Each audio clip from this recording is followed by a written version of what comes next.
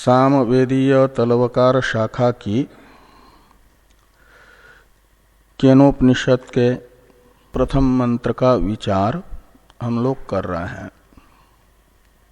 प्रथम मंत्र से आत्मजिज्ञासु अपनी आत्मजिज्ञासा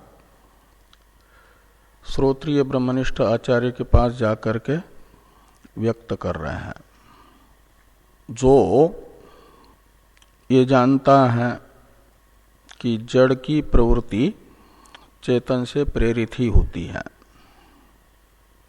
तो जड़ की प्रवृत्ति चेतन से प्रेरित होती है, यह जिसे निश्चय है वह ये समझता है कि भूत जड़ है, इसलिए भूतों का परिणाम रूप बाह्य भौतिक घटादि पदार्थ जैसे जड़ हैं, ऐसे ये कार्यक्रम संघात भी जड़ है भौतिक होने से, और कार्यक्रम संघात में प्रवृत्ति हो रही है। तो बाह्य जड़ पदार्थों में प्रवृत्ति लौकिक व्यवहार में चेतनत्वेन रूपेण प्रसिद्ध चैतन्य विशिष्ट कार्यक्रम संघात की प्रेरणा से होती है, लेकिन स्वयं कार्यक्रम संघात इसमें भी जो प्रवृत्ति हो रही है मन की मनन रूप व्यापार में, इंद्रियों की अपने अपने रूपादि विषय ग्रहण तथा वदनादि रूप व्यापार में, इन व्यापारों में प्रवर्तक कार्यक्रम संघात का कौन है? चेतन है। चेतन वह लोक में जो सविशेष चेतन कार्यक्रम संघात के रूप में प्रसिद्ध है, चैतन्य विशिष्ट कार्यक्रम संघात ही, और वही प्रेरणा देता है बाह्य जड़ पदार्थों को, स्विच ऑन ऑफ आदि करके पंखा आदि को प्रेरणा देता है ना, तब तो पंखा आदि घूमते हैं, उनमें प्रवृत्ति होती है। तो इस कार्यक्रम संघात की प्रवृत्ति का प्रवर्तक चेतन कार्यक्रम संघात के तरह ही सविशेष है या निर्विशेष है, ऐसा संशय कार्यक्रम संघात के प्रवर्तक के विषय में जिज्ञासु के मन में है। वह अपनी जिज्ञासा केनेशितम इत्यादि शब्दों से ब्रह्म विद्या के आचार्य के सामने रख रहे हैं। उसमें भाष्यकार भगवान ने भाष्य में बताया, केनेशितम में ईशितम शब्द और प्रेषितम शब्द ये दोनों भी ईसु इच्छायाम धातु से बने हुए हैं। हाँ?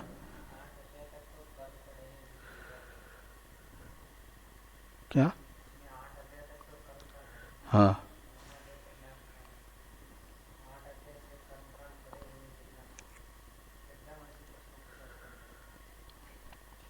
खाली 8 अध्याय पढ़ाई नहीं है, 8 अध्याय का अध्ययन करके 8 अध्यायों के द्वारा उक्त जो अर्थ है उसका अनुष्ठान भी किया है कई जन्मों तक, और कर्म उपासना से जब चित्त परिष्कृत हो जाता है तो ये अंदर से जिज्ञासा उत्पन्न हो जाती है, शुद्ध चित्त में विवेक उत्पन्न होता है। बाह्य जो अध्ययन है वह शब्दार्थ ज्ञान तो कराता है, लेकिन जिज्ञासा वैसी उत्पन्न नहीं होती जो शुद्ध चित्त में विवेक वैराग्य पूर्वक होती है। तो परिष्कृत चित्त जैसा जैसा होता रहेगा ऐसे ऐसे चित्त में अंदर ही बैठे हुए जो परमात्मा है ना, धर्मस्य तत्वम निहितम गुहायाम महाजनो येन गतस्य पंथा के अनुसार हृदयस्थ परमात्मा चित्त की अर्हता को देख करके उत्तरोत्तर जो सूक्ष्म वस्तु है उसकी जिज्ञासा कराते रहते हैं। साधना का फल देने वाले तो परमात्मा है ना, और वो है हृदय में बैठे हुए। साधक की साधना जैसे जैसे परिपक्व होती जाती है तो अंदर में बैठे हुए परमात्मा उनके प्राथमिकता को देख करके, योग्यता को देख करके, चाह को देख करके वैसी वैसी उनमें योग्यता देता है। ये ईश्वरीय व्यवस्था में ऐसा है। इसलिए कई लोग ऐसे होते हैं जिन्हें शब्दार्थ तो समझ उतना ये नहीं होता, पंक्तियां नहीं लगा पाते, लेकिन जिज्ञासा बड़ी तीव्र होती है और उनके अंदर जो वेदांत के वाक्य सुने नहीं है कभी, उन वाक्यों को एक बार दो बार सुनने मात्र से भी तत्व धारण होता है, वेदांत का तात्पर्यार्थ धारण होता है। वैसी जिज्ञासा वो होती है शुद्ध चित्त में, चित्त की योग्यता से। बाकी फिर अध्ययन व्यर्थ जाता है ऐसी बात नहीं है। वो चित्त शुद्धि में धीरे धीरे कार्य करता है। श्रुतम हरति पापानि, प्रतिबंध निवृत्ति का हेतु बन जाता है। और इसने तो शास्त्र पर श्रद्धा रख करके जो अनुष्ठेय साधन करना चाहिए था वो कर लिया है, तो शुद्ध चित्त में यह विवेक आ जाता है। और अशुद्ध चित्त में तो वो बोलने तक रह जाता है, जीवन में नहीं उतरता।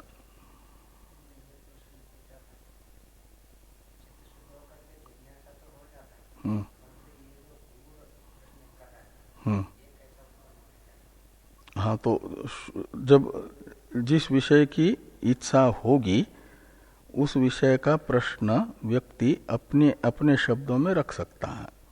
और ये वेदाध्ययन कर चुका है पहले, तो स्वाध्यायो अध्येतव्य इस विधि से प्रेरित होकर के वेद अध्ययन कर लिया है।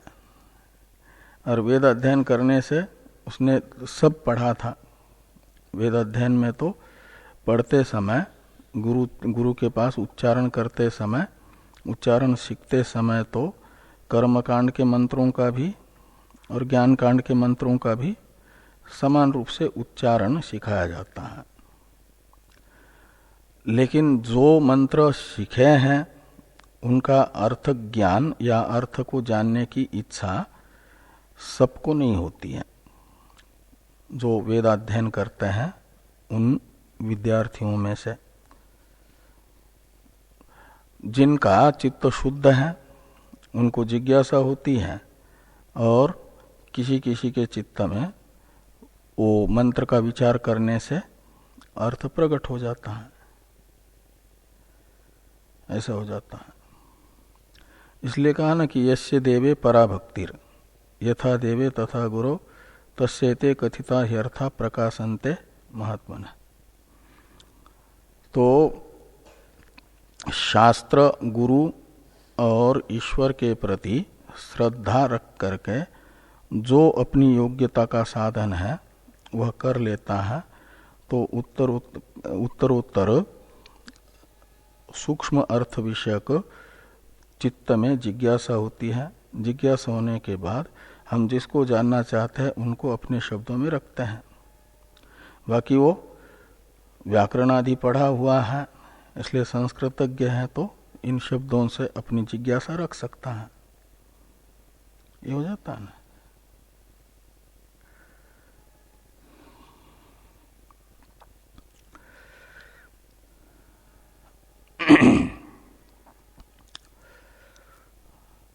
तो ईशितम और प्रेषितम ये जो दो शब्द हैं,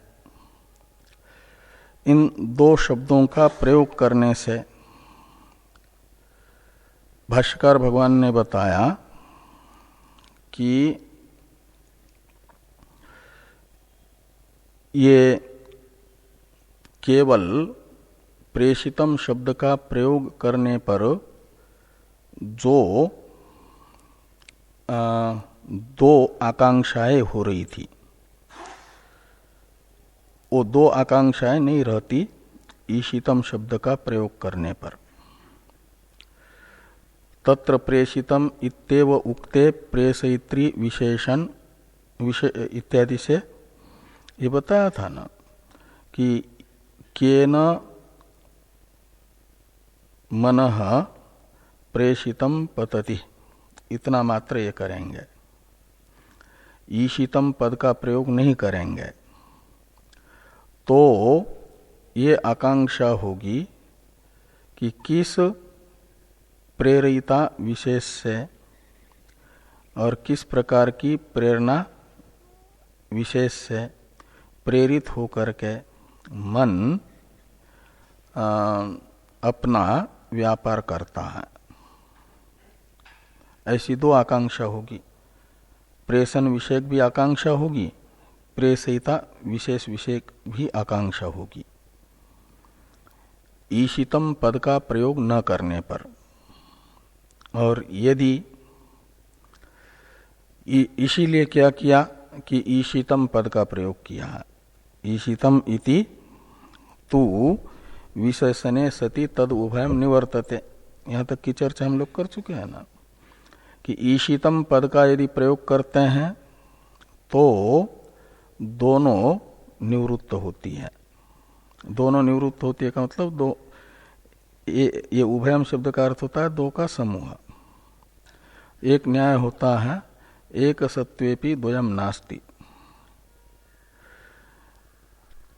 तो एक हो दूसरा न हो तब भी उभयम नास्ति ये कहा जा सकता है, और दोनों न हो तब भी कहा जा सकता है उभयम नास्ति।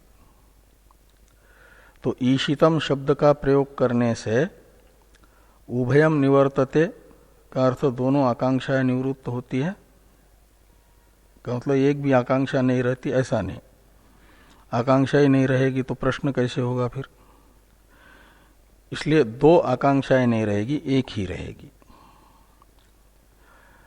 वो प्रेषण विशेष विषयक आकांक्षा निवृत्त होगी और केवल प्रेषयित्री विषयक ही आकांक्षा रहेगी ईशितम पद का प्रयोग करने पर। इस अभिप्राय से भाष्कर भगवान ने ये कहा कि ईशितम इति तु विशेषणे सति तद उभयम निवर्तते। तो दो आकांक्षाएं ईशितम शब्द प्रयोगाभावात जो हो रही थी उनमें से अब एक ही आकांक्षा रहेगी, दोनों नहीं रहेगी। तो इनमें से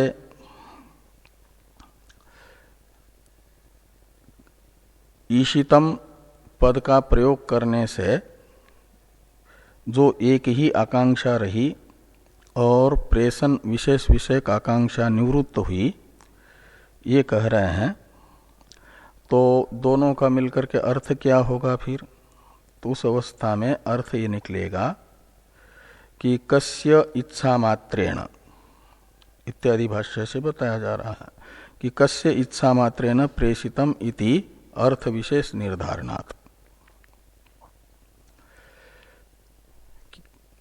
तो केने शीतम पतति प्रेषितम मनः, इस प्रश्न का ये अर्थ, प्रश्न वाक्य का ये अर्थ निकलेगा कि किसकी इच्छा मात्र से प्रेषित यानी प्रवर्तित हुआ मन अपने व्यापार में प्रवृत्त होता है, स्व व्यापार का निर्वर्तक बन जाता है। और वहां इच्छा शब्द का अर्थ है सन्निधि। इसलिए कस्य इच्छा मात्रेण का अर्थ निकलेगा कस्य सन्निधि मात्रेण, प्रेरित होकर के मन स्व व्यापार करता है। वह जिसकी सन्निधि में मन अपने व्यापार का निर्वर्तक बनता है, वह प्रेषक विशेष कौन है, ये एक ही आकांक्षा रहेगी। कस्य शब्द वो प्रेरिता के लिए है और उसकी प्रेरणा तो सन्निधि मात्र है। इच्छा का अर्थ है सन्निधि, तो इसलिए सन्निधि रूप प्रेरणा ही है उसकी, उससे अतिरिक्त और कोई प्रेरणा नहीं है। ये अर्थ निकलेगा ईशितम पद का प्रयोग करने पर। तो ईशितम इस शब्द का प्रयोग करने से प्रेषण विशेष विषयक आकांक्षा निवृत्त हो रही है और प्रेषयिता विशेष विषयक ही आकांक्षा रह रही है। इसलिए ईशितम शब्द का प्रयोग और प्रेषितम शब्द का प्रयोग दोनों का सार्थक है, पदद्वय सार्थक्य है। यही टीकाकार ने तत्र प्रेषितम इत्यादि का अवतरण लिखते समय कहा था ना कि ईशितम प्रेषितम इति पदद्वयस्य अर्थवत्वम आह, ये टीका में लिखा था ना। तो प्रश्न वाक्य में ईशितम और प्रेषितम ये जो विशेषण हैं दोनों मन के, उनका सार्थक्य बताया जा रहा है। आगे कहते हैं ये जो तो भाष्य में है यदि येषो अर्थो अभिप्रेतः स्यात् केनेशितम इति एतावता एव सिद्धत्वात् प्रेषितम इति न वक्तव्यम। तो कहते हैं यदि इच्छा मात्रेण इसका अर्थ सन्निधि मात्रेण ये विवक्षित करके ईशितम पद का अर्थ सन्निधि रूप प्रेरणा और लेकर के ये अर्थ करना है कि किसकी सन्निधि मात्र रूप प्रेरणा से प्रेरित होकर के मन मनन करता है, ये यदि अर्थ विवक्षित है। एष अर्थ शब्द से लेना जो सिद्धांतियों ने अर्थ प्रश्न वाक्य का बताया वो अर्थ, और यही यदि विवक्षित है तो कहते हैं केन ईशितम इति एतावता एव सिद्धत्वात्। यह अर्थ तो प्रेषितम पद का प्रयोग नहीं करेंगे और केवल ईशितम शब्द का प्रयोग करेंगे तो इतने मात्र से निकल आता है। ये प्रश्न करने वाला कह रहा है, यानी शंका करने वाले पूर्व पक्षी। तो प्रेषितम इति न वक्तव्यम, तो फिर प्रेषितम इस पद का कोई सार्थक्य प्रतीत नहीं हो रहा है, प्रेषितम पद का प्रयोग व्यर्थ प्रतीत हो रहा है। तो प्रेषितम इति न वक्तव्यम इसका प्रयोग नहीं करना चाहिए। यदि आपको इतना मात्र पद क्या नाम अर्थ निकालना है प्रश्न वाक्य का कि किसकी सन्निधि मात्र से प्रेरित हुआ मन प्रवृत्त होता है, तो इतना अर्थ तो ईशितम पद का प्रयोग करने मात्र से ही निकलता है, प्रेषितम पद का प्रयोग अनावश्यक है। ये शंका हुई। इसी शंका को और दृढ़ करने के लिए अपिच इत्यादि वाक्य से पूर्व पक्षी ये कह रहे हैं कि प्रेषितम शब्द का प्रयोग नहीं करना चाहिए था लेकिन हुआ है, इसलिए उसके आधार पर कुछ अलग अर्थ निकालना चाहिए, अधिक अर्थ होना चाहिए। इसके लिए ये अपिच इत्यादि का अवतरण है टीका में, इसे देखिए कि प्रयत्नम अंतरेण सन्निधि मात्रेण इति व्याख्यातम नेदम व्याख्यानम अपि शोभते। अपर्याय शब्द भेदस्य अर्थभेद अव्यभिचारात इत्याह अपिचैति। यहाँ भेद व्यभिचारात ऐसे छपा है, अव्यभिचारात होना चाहिए। तो प्रयत्नम अंतरेण सन्निधि मात्रेण, ये जो व्याख्यान आपने केने शीतम पतति प्रेषितम मनः इत्यादि का किया, ये व्याख्यान शोभायमान नहीं है। नेदम व्याख्यानम अपि शोभते, इससे प्रेषितम पद का सार्थक्य स्पष्ट नहीं हो रहा है। इसलिए पूर्व पक्षी कह रहे हैं कि इदम व्याख्यानम अपि न शोभते, ये व्याख्यान उचित प्रतीत नहीं हो रहा है। क्योंकि कहते हैं अपर्याय शब्द भेदस्य अर्थ भेद अव्यभिचारात, एक न्याय है कि अपर्याय शब्दों का यदि प्रयोग होता है तो अर्थ भी भिन्न भिन्न होना चाहिए। पर्यायवाचक जो शब्द होते हैं उनका तो अर्थ भिन्न नहीं होता, लेकिन अपर्याय शब्द भेद अर्थ भेद का अव्यभिचारी होता है, का मतलब व्याप्य होता है। बिना अर्थ भेद के अपर्याय शब्दों का भेद नहीं होता। जैसे बिना धूम के अग्नि नहीं रहता, बिना अग्नि के धूम नहीं रहता। अग्नि व्यापक है ना, व्यापक व्याप्य के बिना नहीं रहता है। तो अर्थभेद व्याप्य है, व्यापक है अर्थभेद, शब्दभेद व्यापक, शब्दभेद व्याप्य है, अर्थभेद व्यापक है। तो यहाँ प्रेषितम और ईशितम, इन दोनों का अलग अलग अर्थ है, अपर्याय शब्द हैं। तो इन अपर्याय शब्दों का प्रयोग बिना अर्थभेद के संभव नहीं होगा, ये कह रहे हैं कि अपर्याय शब्द भेदस्य अर्थभेद अव्यभिचारात्। प्रयोग तो कर रहे हो लेकिन अर्थ अलग अलग नहीं कर रहे हो, इसलिए ये व्याख्यान इस न्याय के विरुद्ध भी है। इस अभिप्राय से ये वाक्य लिखते हैं पूर्व पक्षी की ओर से भाष्यकार भगवान। अपि च शब्दाधिक्यात् अर्थाधिक्यम युक्तम इति इच्छया कर्मणा वाचा वा केन प्रेषितम इति अर्थ विशेषो अवगंतुम युक्तः। तो कहते हैं यदि शब्दाधिक्य होता है, अपर्याय शब्दों का प्रयोग वाक्य में होता है, तो उनका अर्थ भी अलग होना चाहिए। अर्थाधिक्यम का अर्थ है अर्थभेद भी होना चाहिए।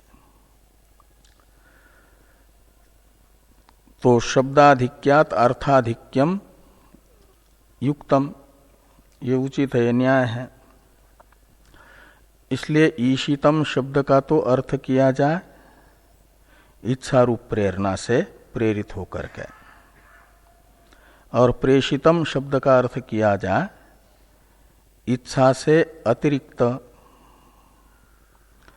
कर्म या कर्म यानी क्रिया या शब्दोच्चारण वाणी का प्रयोग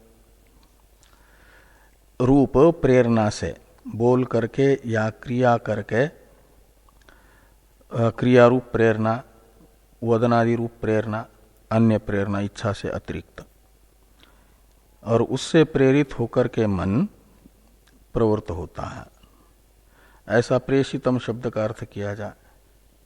ईशितम का तो अर्थ किया जाए इच्छारूप प्रेरणा, और इच्छारूप प्रेरणा से अतिरिक्त जो प्रेरणा विशेष है वह प्रेषितम शब्द से लेकर के उन अतिरिक्त प्रेरणाओं से प्रेरित हुआ मन, ये प्रेषितम का अर्थ करें तो प्रेषितम शब्द का भी सार्थक्य निकल आता है। नहीं तो केनेशितम इतने मात्र से ही यह प्रयोग आपके द्वारा उक्त अर्थ निकल आता है। ये पूर्व पक्षी सिद्धांति को कह रहा है। तो प्रेषितम शब्द को सार्थक बनाने के लिए ये अर्थ करें, ऐसा आग्रह पूर्व पक्षी का है कि इच्छया कर्मणा वाचा वा केन प्रेषितम इति अर्थ विशेषो अवगंतुम युक्तः। ये प्रेषितम शब्द का अधिक प्रयोग होने से ये अर्थ लेना चाहिए।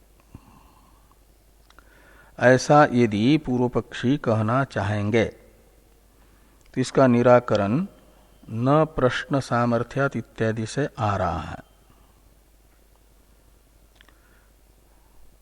न इत्यादि का अवतरण है टीका में, त्वद उक्तो अयम अर्थ विशेषो न घटते संघातस्यैव इच्छादिभिः प्रवर्तकत्व सिद्धे प्रश्न अनुपपत्ति प्रसंगात इत्याह न प्रश्न इति। तो सिद्धांती पूर्व पक्षी को कह रहे हैं तो प्रेषितम पद को सार्थक बनाने के लिए ईशितम और प्रेषितम इन दोनों शब्दों का जो तुम एक अलग अलग अर्थ बता रहे हो वह अर्थ भी वाक्य में ठीक से समन्वित नहीं होता, उससे वाक्यार्थ उपपन्न नहीं होता।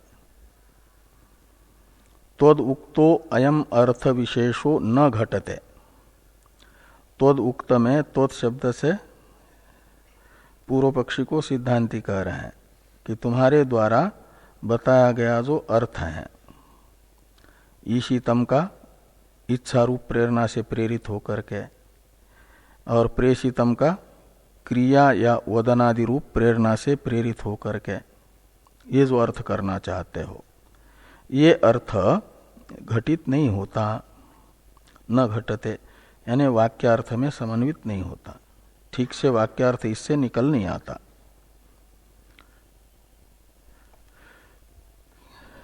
क्यों? तो कहते हैं ये प्रश्न उत्तम अधिकारी का है, बुद्धिमान का है।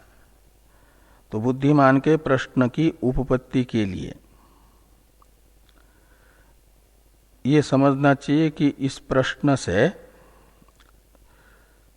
वह लौकिक प्रमाण से गम्य जो अर्थ है उसे नहीं पूछ रहा है,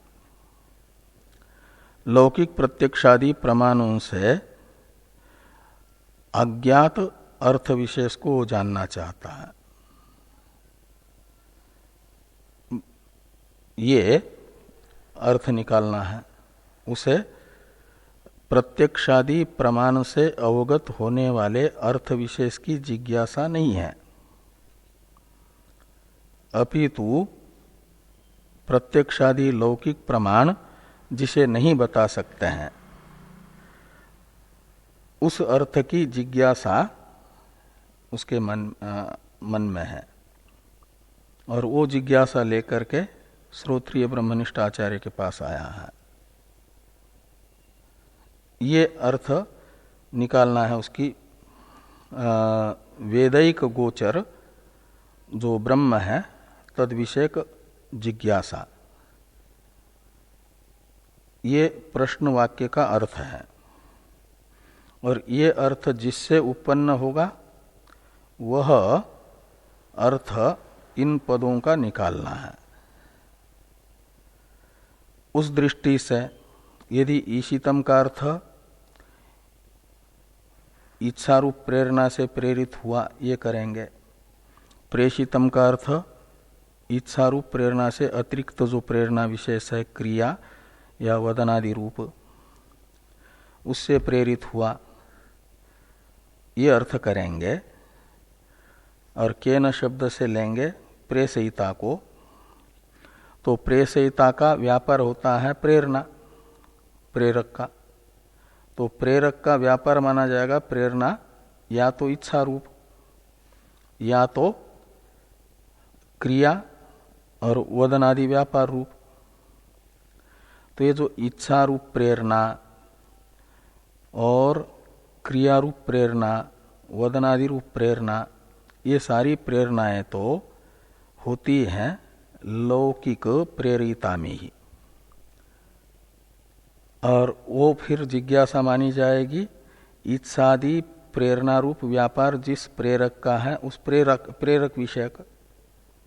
और वो प्रेरक तो इच्छादि रूप प्रेरणा से युक्त हुआ प्रेरक तो लोक में लौकिक कर्ता ही दिखता है, कार्यक्रम संघात ही। इच्छादि तो कार्यक्रम संघात के धर्म है ना। इच्छा द्वेष सुखम दुखम संघात चेतना धृति के अनुसार इच्छा मन रूप क्षेत्र का धर्म है, वो कार्यक्रम संघात अंतपाती है। तो उसी का वही प्रेरक विशेष है, ये माना जाएगा। फिर इच्छा रूप प्रेरणा मानेंगे तो सविशेष प्रेरक हो जाएगा। उसे सविशेष प्रेरक की जिज्ञासा नहीं है, वो तो इतना तो जानता ही है। लोक में जो लौकिक प्रेरिता होता है वह उसका व्यापार इच्छा रूप प्रेरणा होती है या क्रिया वदनादि रूप व्यापार होता है, इतना तो उसे स्वयं ही निश्चय है। तो लौकिक प्रेरिता इन व्यापार रूप प्रेरणा से युक्त होकर के प्रेरित करता है, ये निश्चय जिसको है उसकी जिज्ञासा आचार्य के सामने नहीं रखेगा, उसे जानने की इच्छा नहीं होगी। निर्विशेष की जिज्ञासा है उसे। वो निर्विशेष की जिज्ञासा जिससे प्रकट हो ऐसा अर्थ निकालना होगा। इस दृष्टि से टीकाकार ने कहा कि त्वद उक्तो अयम अर्थ विशेषो न घटते। क्यों? तो कहते संघातस्यैव इच्छादिभिः प्रेरकत्व सिद्धे प्रश्न अनुपपत्ति प्रसंगात इत्याह न प्रश्न इति।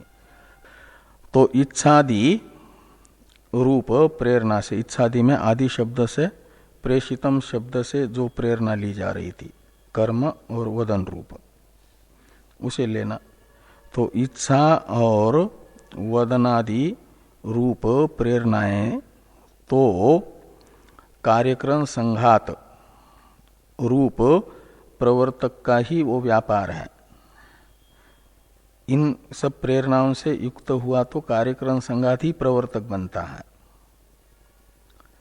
पंखा चलाना है तो हाथ से स्विच ऑन कर दिया, ऑन करना रूप जो क्रिया हुई, ये कार्यक्रम संघात अंतःपाती ही हस्त इंद्रिय रूप कार्यक्रम संघात की हुई। तो वो तो क्रिया रूप प्रेरणा से युक्त हस्तादि होते हैं प्रेरक, ये स्वयं ही जानता है। इसलिए वो प्रश्न सिद्ध नहीं हो पाएगा। जिस अर्थ विषयक स्वयं निश्चय है प्रश्नकर्ता को, उसका प्रश्न नहीं होता। जो उसको संदिग्ध अर्थ है उसका उसे बोध प्राप्त करने के लिए जिज्ञासा होती है और प्रश्न करता है। तो इस अभिप्राय से कहते हैं कि संघातस्यैव इच्छादिभिः प्रवर्तकत्व सिद्धे। तो कार्यक्रम संघात में ही इच्छादि व्यापारों से युक्त होकर के प्रेरकत्व सिद्ध होने से इन प्रेरणाओं से युक्त प्रेरक विषयक प्रश्न जिज्ञासु नहीं करेगा, वो तो प्रत्यक्षादि लौकिक प्रमाण से ही निश्चित है। तो इसलिए कहते प्रश्न अनुपपत्ति प्रसंगात। तो यहाँ जिज्ञासु का प्रश्न असिद्ध होने की आपत्ति आएगी, प्रश्नानुपपत्ति रूप अनिष्टापत्ति आएगी। इस अनिष्टापत्ति को टालने के लिए जो पूर्व पक्षी जो अर्थ करना चाहते हैं प्रेषितम और ईशितम पद का, वो अर्थ नहीं होगा, ये यहां पर कह रहे हैं। तो भाष्य में है न प्रश्न सामर्थ्यात देहादि संघातात अनित्यात कर्म कार्यात विरक्तो अतो अन्यत कूटस्थम नित्य वस्तु बुभुत्समानः पृच्छति इति सामर्थ्यात उपपद्यते। तो ये कहते हैं कि प्रश्न सामर्थ्यात न, यानी न, ये सिद्धांति की प्रतिज्ञा है पूर्व पक्षी का खंडन करने के लिए। पूर्व पक्षी ने जो अर्थ बताया है वह अर्थ उपपन्न नहीं होता, ये न का अर्थ निकलेगा, वो ठीक अर्थ नहीं है। क्यों? कहते प्रश्न सामर्थ्यात, ये सूत्रात्मक हेतु है कि जो ब्रह्म जिज्ञासु का प्रश्न है उस प्रश्न की अन्यथा अनुपपत्तिया, हमने जो अर्थ बताया है वही अर्थ उचित है, न कि तुम बता रहे हो वो अर्थ। हमने क्या अर्थ बताया कि किसकी सन्निधि मात्र रूप प्रेरणा से प्रेरित हुआ मन अपने व्यापार में प्रवृत्त होता है। ये प्रश्न शिष्य ने आचार्य से किया है। जिसकी सन्निधि में मन मनन-रूप व्यापार में प्रवृत्त होता है वो कौन है, उसका क्या स्वरूप है, यही प्रश्न सार्थक है।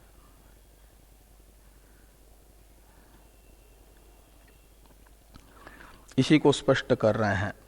प्रश्न सामर्थ्यात, ये जो हेतु बताया ना सूत्रात्मक, इसका व्याख्यान है देहादि संघातात अनित्यात कर्म कार्यात विरक्त, प्रश्नकर्ता का विशेषण है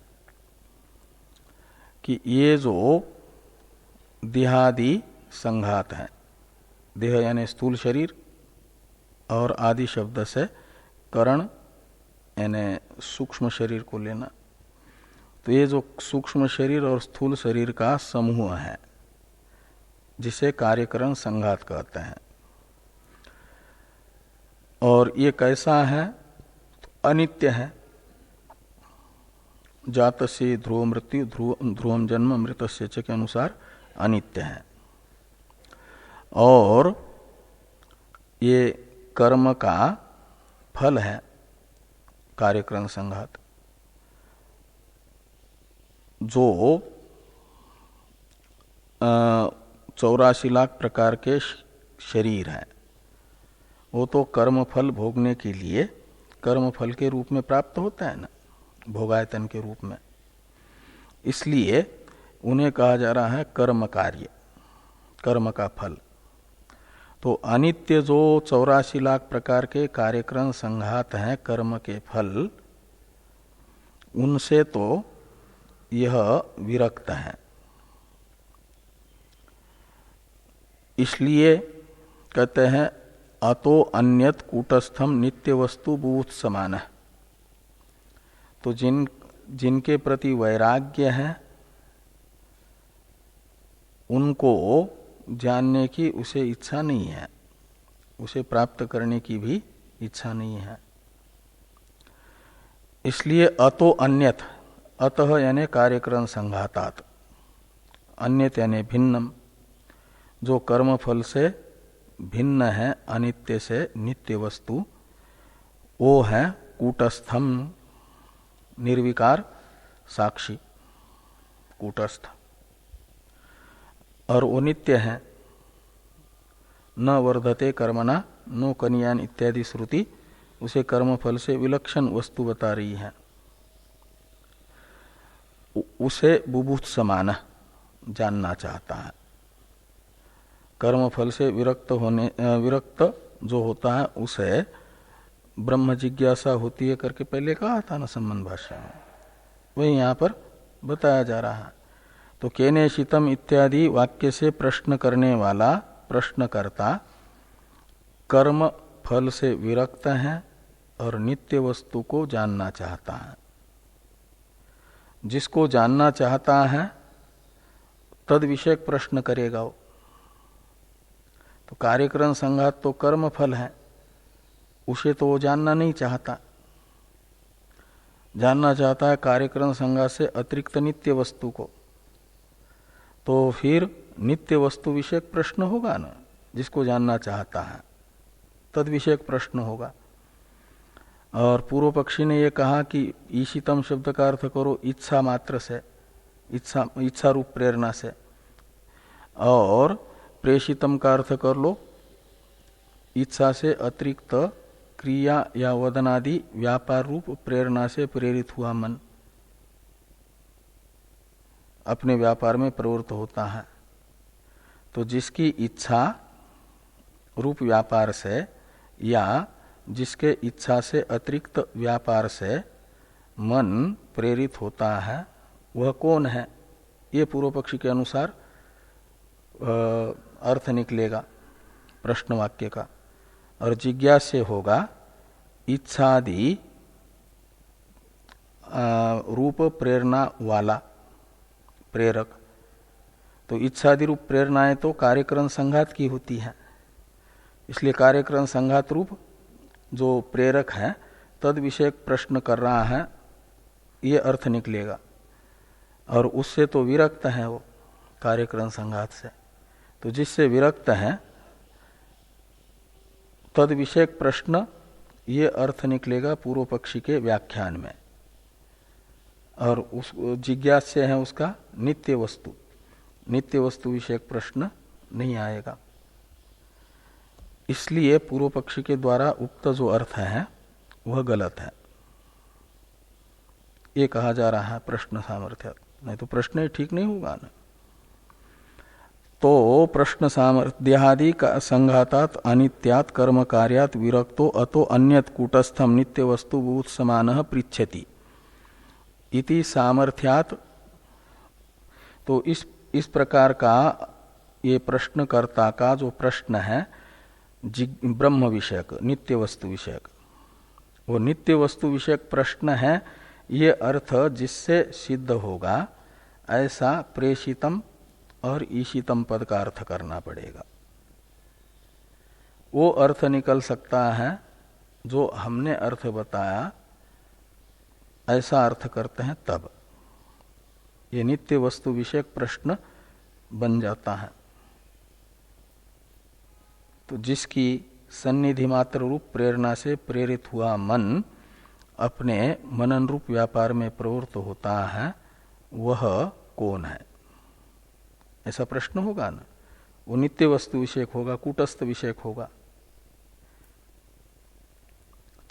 निर्विशेष चेतन की सन्निधि में मन अपना व्यापार करता है, ऐसा अर्थ निकल आएगा। उत्तर इसका ये मिलेगा। तो सामर्थ्यात उपपद्यते, उपपद्यते के कर्ता के रूप में 3 नंबर टिप्पणी में टिप्पणीकार कहते हैं अस्मद उक्त एव अर्थ, इतने को जोड़ देना। वहां 3 नंबर टिप्पणी में लिखा है ना, उपपद्यते यानी अस्मद उक्त एव अर्थ उपपद्यते। इसमें अस्मद शब्द से लेना है सिद्धांतियों को।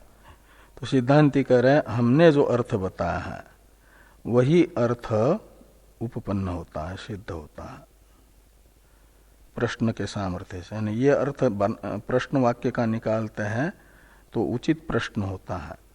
नित्य वस्तु की जिज्ञासा करने वाले के प्रश्न का ठीक ठीक अर्थ निकल आता है। उसका यह प्रश्न है, ये अर्थ निकल आता। नहीं तो अर्थ निकलेगा कार्यक्रम संघात का जिज्ञासु है, उससे तो विरक्त है।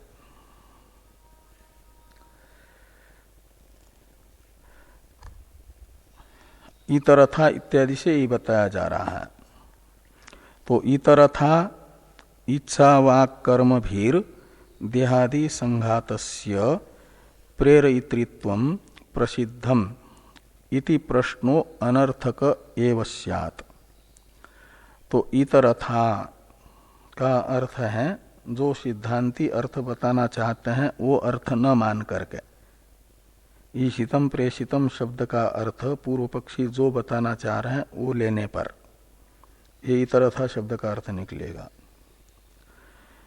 इच्छा वाक कर्म भीर, इच्छा रूप प्रेरणा, वाक यानी वदन रूप प्रेरणा और कर्म यानी क्रिया रूप प्रेरणा, ये तो देहादि संघात का व्यापार होने से अर्थ निकलेगा देहादि संघात रूप प्रेरक विषय विषयक प्रश्न है, प्रेरक विशेष विषयक प्रश्न है, ये अर्थ निकलेगा। और ये ठीक नहीं है अर्थ, तो क्योंकि ये अर्थ तो प्रसिद्ध है लौकिक प्रमाण से ही। तो ये कहते हैं देहादि संघातस्य प्रेरितृत्वम प्रसिद्धम इति प्रश्नो अनर्थक एव स्यात्। तो यहां तो अलौकिक वस्तु विषयक प्रश्न है, वेद प्रमाण गम्य अर्थ विषयक प्रश्न है, ये अर्थ निकलना चाहिए। और पूर्व पक्षी के अनुसार ऐसा अर्थ करने पर जो लौकिक प्रमाण गम्य कार्यक्रम संघात है तद विषयक प्रश्न निकल रहा है, तो ये प्रश्न व्यर्थ हो जाएगा।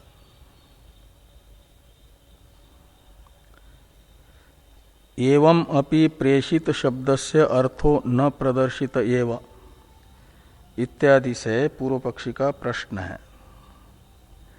वो कहते हैं मान लिया कि हम जो अर्थ बताना चाहते हैं उससे अलौकिक वेदिक गम्य वस्तु विषयक प्रश्न सिद्ध नहीं हो रहा है, इसलिए आप जो अर्थ बताना चाहते हो वो अर्थ लेते हैं। तो वो अर्थ तो हमने बताया था कि ईशितम शब्द का प्रयोग करने मात्र से ही निकल आ रहा है, तो प्रेषितम शब्द का सार्थक्य कहाँ हो रहा है आपके सिद्धांति के मत में? वो प्रेषितम शब्द का वैयर्थ्य नामक दोष जो हमने दिया था वो तो बना ही रहेगा। इस प्रकार का पूर्व पक्षी का प्रश्न एवं अपि इत्यादि से आ रहा है। इस पर चर्चा हम लोग कल करेंगे।